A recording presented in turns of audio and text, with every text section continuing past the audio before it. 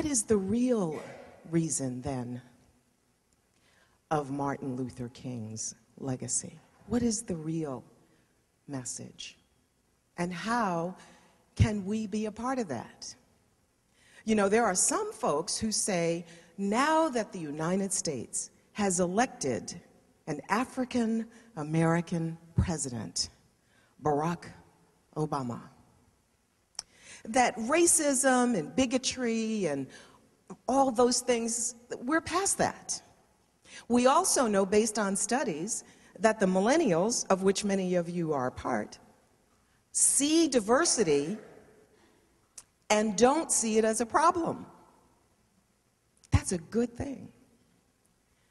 But I'm not sure that because we happen to have a black president, because we happen to have African Americans and people of color and women in all walks of life, I'm not quite sure that Dr. King's legacy has been fully realized. In fact, Mr. Mandela happened to say this, and I want to make sure I get his quote exactly right.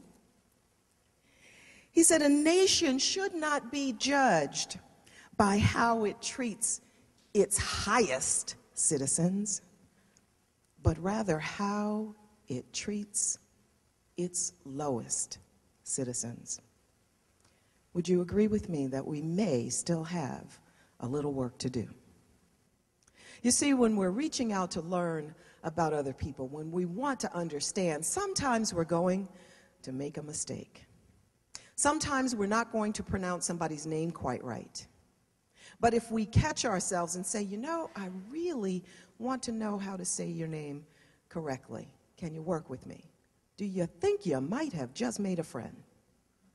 Because so many of us as Americans are lazy about other people's names. We give them nicknames when they haven't asked for it, if we can't say their name.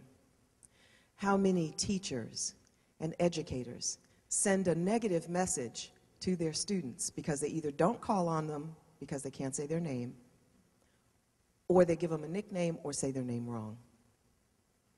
It's not intentional, but diversity is not about intention, it's about the result. Valuing the difference in others is not just about saying the right words. It's about showing up and being present. Because you never know how your presence and your words might change the lives of the people with whom you interact. So I challenge you to connect with your brain, that's the knowledge.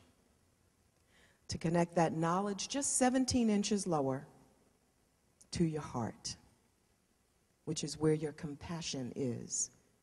Be willing to understand and accept.